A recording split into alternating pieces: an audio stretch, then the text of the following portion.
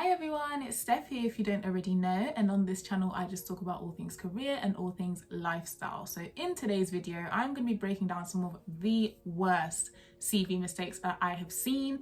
Now, I don't work in recruitment, I'm not a HR person, so please don't take this as gospel, but I'm just bringing you these tips based off of my own experiences because I have had a CV for a number of years. I did start working when I was 14, and I have also reviewed a number of CVs for people who are trying to get into the legal industry. So I'm just going to be talking about my tips and advice from that perspective. Hopefully you do find this useful, and please don't forget to like, comment and subscribe and join the community.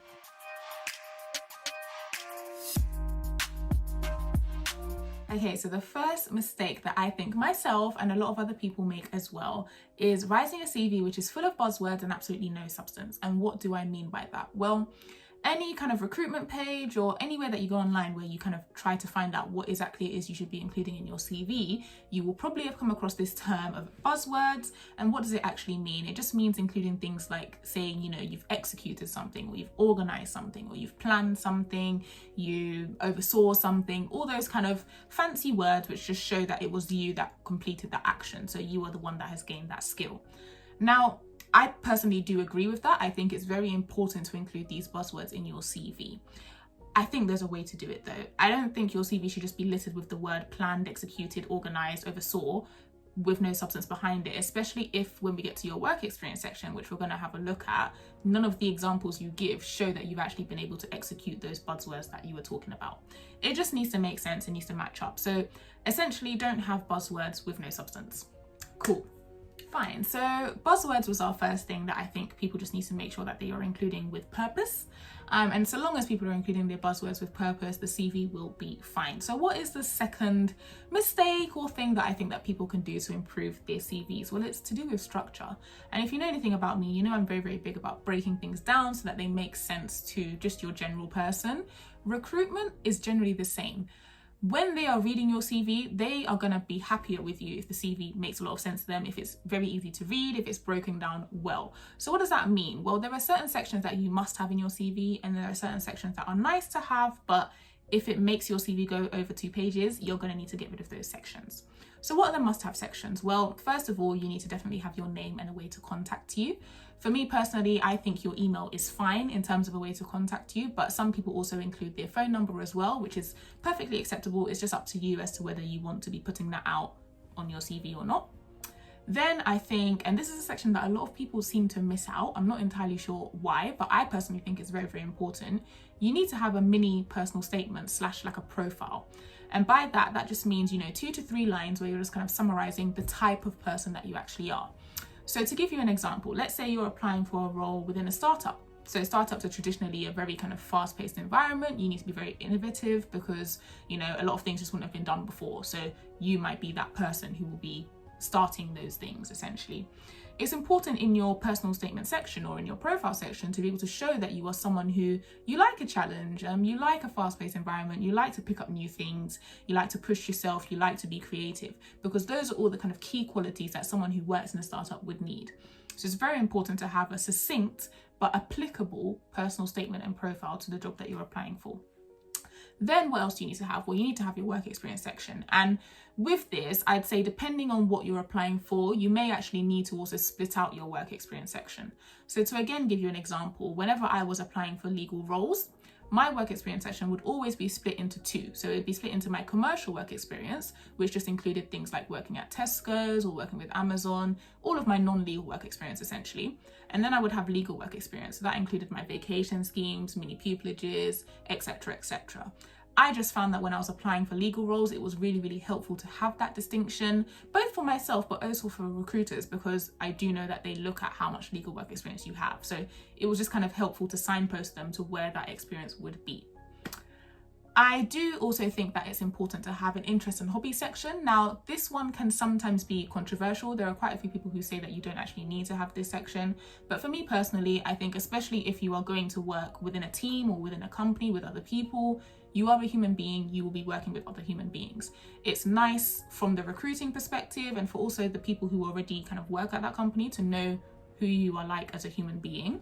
And 9 times out of 10, it's the interests and hobbies section that is going to show what you're like as a human being. It's not your work experience. Like, you can't really tell what someone is like if someone has just worked at Tesco.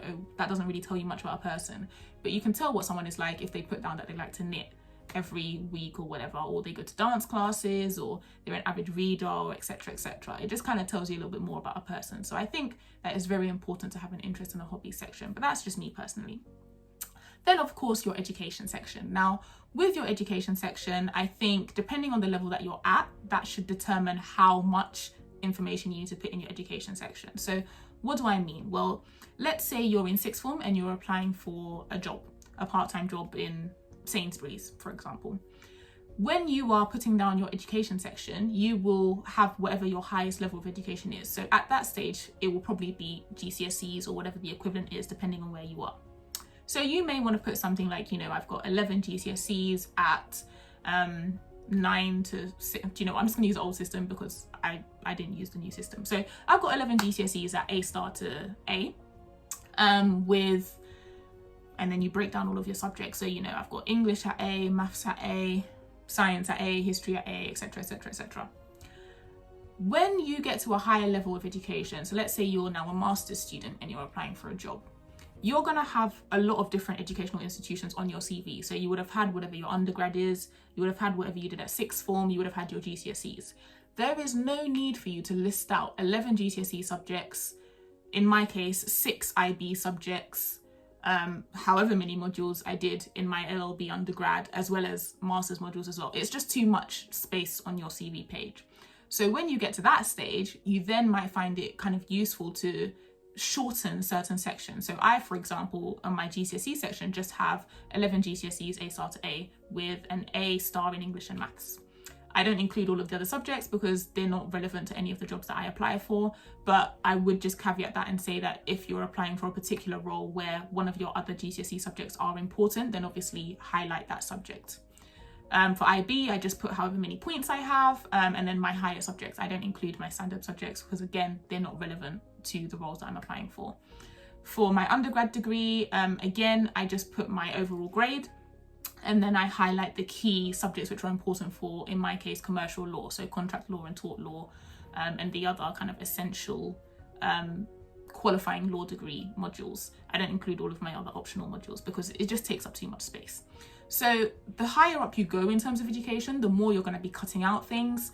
If you get through to the next stage, they will probably be asking you for some kind of proof of a transcript or something like that. So they're going to see all of your results anyway. But just for the purposes of keeping your CV short, you can remove anything that's just irrelevant. Then finally, you need to have a references section. Now, again, to save space, I generally just say references available on request. And if they want you, they will request references. So, you know, it's fine. But that's just a nice way to kind of save space. So those are all of your essential sections. Now, in terms of the non-essential sections, I would say there are 2 things that probably go in here. So your first one is going to be like your volunteering section.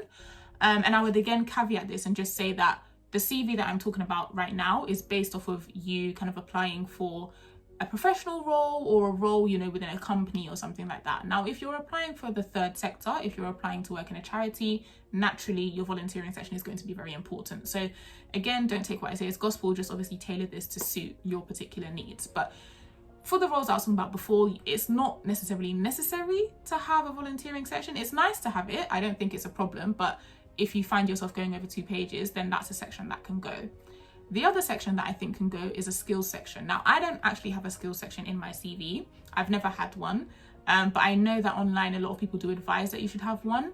And for me, the main reason why I don't think it's important to have a skills section is because I don't understand why you would just kind of copy and paste the relevant skills from the job description and put that in your skills section and then not evidence those skills in your work experience. And I'm going to get onto how to kind of write about your work experience in a second, but for me, that's just a big red flag. I don't think you need a standalone skills section, especially if you're not going to be writing about any of those skills in your work experience. It's just a waste of space. So the final thing that I would say is really, really important to discuss in this video is the work experience section and making sure that it's actually written properly. Now, I wanted to discuss this last because buzzwords are going to be used in the work experience section. So it's very important to make sure that they are all being used with purpose and you're not just kind of throwing them in there. And also because it's very important to structure your work experience section well. 2 ways that your work experience section needs to be structured well. First of all, I would say that depending on the role that you're applying for, include the most relevant work experience for that role first.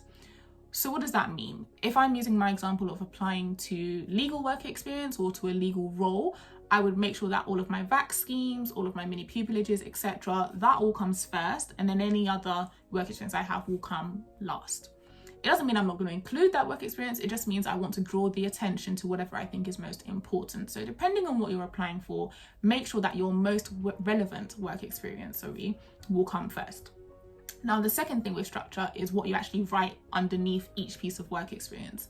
Now, this is very, very important, but you need to make sure that the buzzword that you use is actually relevant. So you're not just throwing in that you executed something when in the role that you're applying for, you would never actually be executing anything. So make sure your buzzword is relevant.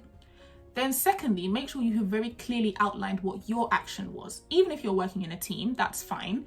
You still need to be able to demonstrate what you did within that team. What was your role? So what was your actual action? And then you need to make sure that you can demonstrate what that causal link was. So what was the causal link between your action and then the output or the result for the company?